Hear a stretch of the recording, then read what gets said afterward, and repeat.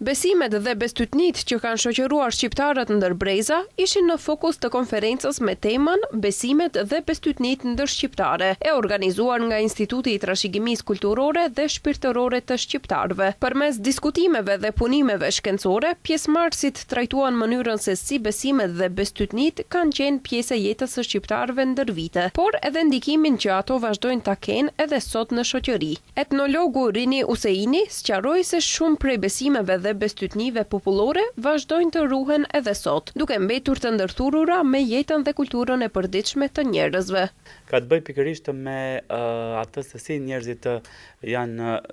kanë jetuar me idetë për besimet, se si kanë besuar për shembull për gurin, kanë besuar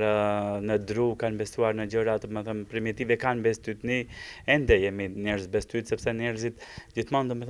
psikologjia e tillë lidhet gjithmonë me atë se ne gjithmonë mendojmë që do bëjmë mirë diçka nëse bëjmë diçka. Për shembull, dikund ndoshta